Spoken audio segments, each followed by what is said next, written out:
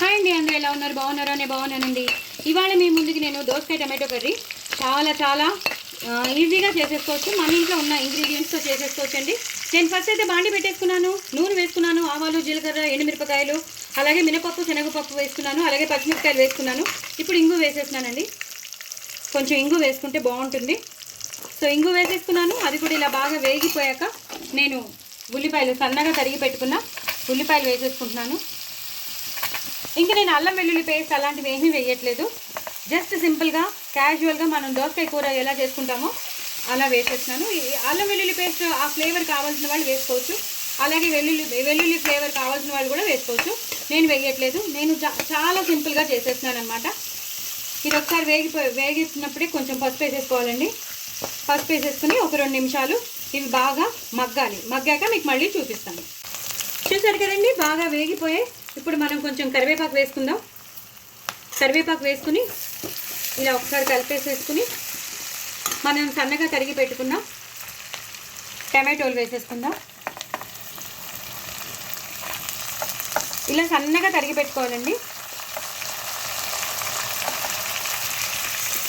తరిగి పెట్టుకుని ఇలా కలిపేసుకోవాలి. ఇవి కూడా చాలా తొందరగా మగ్గిపోతాయి కాబట్టి నేను వీటితో పాటే దోసకాయ కూడా వేసేస్తాను.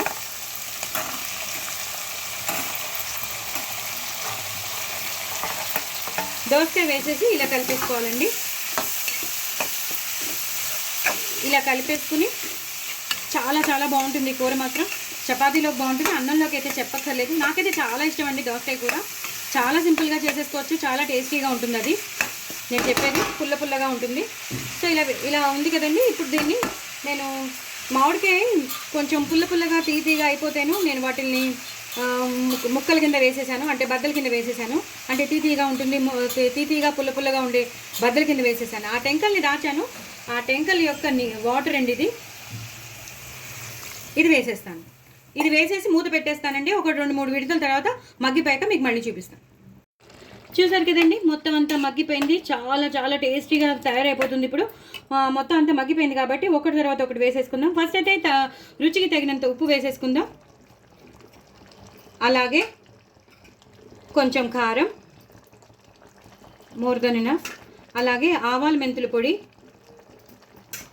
అలాగే పల్లీలు, నువ్వులు, ధనియాలు, జీలకర్ర, ఎండుమిరపకాయలు వాటితో చేసిన పొడి,